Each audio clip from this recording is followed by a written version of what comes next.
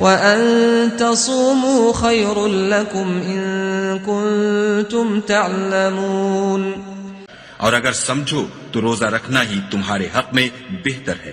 رمضان المبارک کا مہینہ خیر و برکت کا مہینہ ہے۔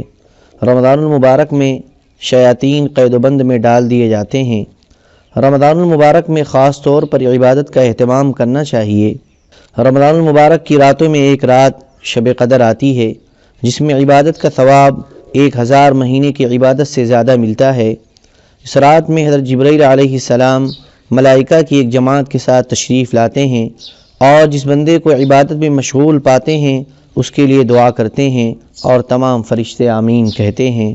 رمضان المبارک میں خداوند قدوس کی بارش کی طرح رحمتیں نازل ہوتی ہیں۔ رمضان المبارک کا مہینہ روحانی ترقی کے لیے ایسا ہے جیسے ساون کا مہینہ ہریالی کے واسطے۔ رمضان المبارک میں اپنے غریب بھائی بہنوں کا خیال رکھنا ضروری ہے۔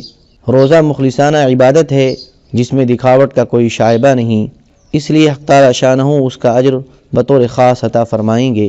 رمضان المبارک کے مہینے میں ہر نفل عمل کا ثواب فرض کے برابر اور ہر فرض عمل کا ثواب 70 گنا بڑھا دیا جاتا ہے۔